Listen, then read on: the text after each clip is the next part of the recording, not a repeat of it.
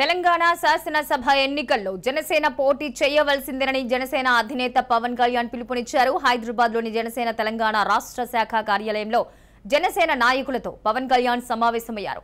తెలంగాణలో పోటీ చేయదలుచుకున్న అభ్యర్థుల అభిప్రాయాలు తెలుసుకున్నారు. సరైన నిర్ణయం తీసుకోవడానికి 1-2 రోజుల సమయం అవసరమని తెలిపారు. పరిస్థితులు ప్రతికూలంగా మారే ప్రమాదం ఉన్నందున సానుకూల నిర్ణయం తీసుకోవాలని పవన్ కళ్యాణ్ విజ్ఞప్తి చేశారు.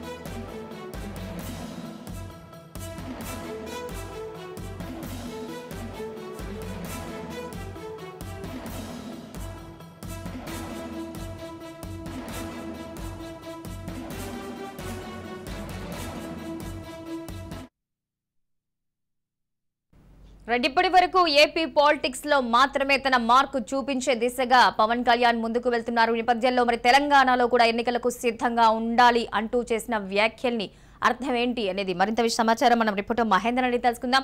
మహేందర్, చెప్పండి, ఇప్పటి వరకు ఏపీ పాలిటిక్స్ లో మాత్రమే తన ప్రతాపం చూపిస్తూ వస్తున్న జనసేన అధినేత సడన్ గా తెలంగాణ ఎన్నికలకి సంబంధించిన వ్యాఖ్యల్ని చేయటం వెనుక అర్థం ఏంటి? తెలంగాణ శాసనసభ ఎన్నికల్లో జనసేన పోటీ చేయాల్సిందేనని తెలంగాణ నాయకులు పార్టీ అధ్యక్షుడు పవన్ కళ్యాణ్ కు పదే విజ్ఞప్తి చేస్తున్నారు.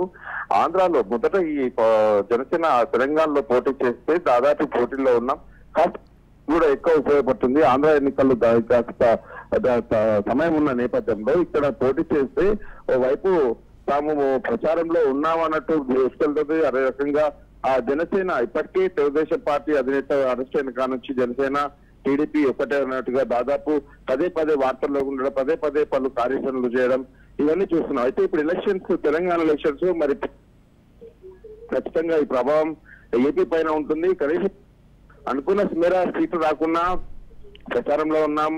దాదాపు ఒకవేళ కొన్ని దాదాపు సెటిలర్ సోర్స్ కావచ్చు, పవన్ కళ్యాణ్ వ్యక్తిగత అభిమానం దృష్టి కావచ్చు, దాదాపు కొన్ని సీట్లు కూడా వచ్చే అవకాశం ఉన్న నేపథ్యంలో ఆ పవన్ కళ్యాణ్ పోటీ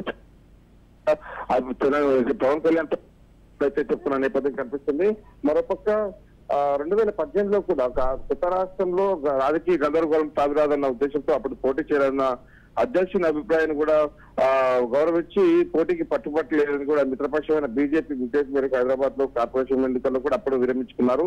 సో ఈసారి తప్పనిసరిగా పోటీ చేయవలసిందేనని దాదాపు 14 అయితే ముక్తకంఠంతో కోరుతున్నట్టు తెలుస్తుంది. ఎన్నాళ్ళ నుంచో ఈ అవకాశం కోసం ఎదురు చూస్తున్నామని, ఈ దఫా పోటీ చేయకపోతే తెలంగాణలో పార్టీ ఎదుగుదల దాదాపు కష్టమవుతుందని, ఆ ఉనికి కూడా కష్టం అన్నట్టుగా చెప్పారు. ఒకవేళ ఇప్పుడు మరోసారి 5 సంవత్సరాల తర్వాత వచ్చే ఎన్నికల్లో ఇప్పుడు పోటీ చేస్తేనే స్థానిక ఎన్నికల్లో ఇక్కడ జెండా ఎగిరేయడానికి ఒక అవకాశం ఉంటుంది.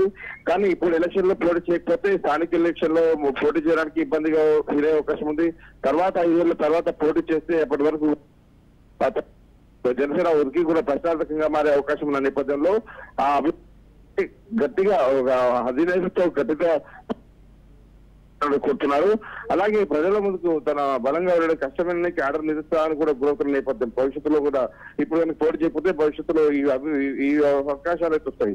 ఇక నేతల అభిప్రాయాలను విన్న పవన్ కళ్యాణ్ క్షేత్రస్థాయిలో పరిస్థితులను తాను అర్థం చేసుకోగలని, అయితే తన మీద ఒత్తిడి ఉన్న మాట వాస్తవమేనని, అయితే నాయకులు జన సైనికులు వీర మహిళల అభిప్రాయాలను గౌరవిస్తానని, సరైన నిర్ణయం తీసుకోవడానికి 1-2 రోజుల సమయం అవసరం పడుతుందని చెప్పిన నేపథ్యం మరి పరిస్థితులు ప్రతికూలంగా మారే ప్రమాదం ఉన్నందున సానుకూల నిర్ణయం తీసుకోవాలని పవన్ కళ్యాణ్ కి విజ్ఞప్తి చేశారు.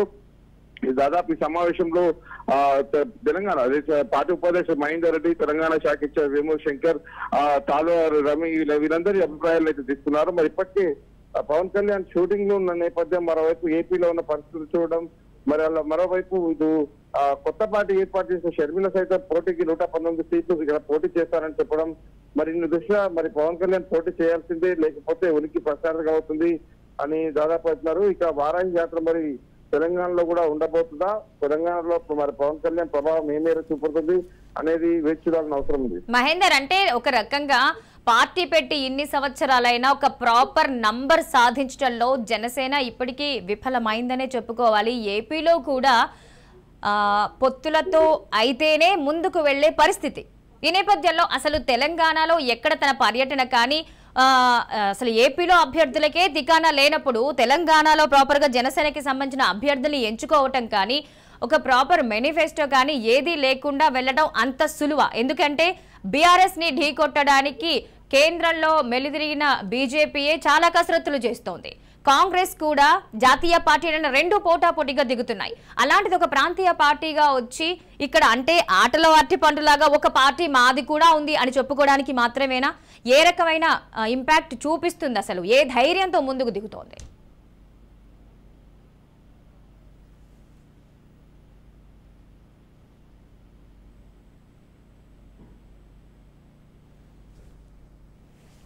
మహేందర్.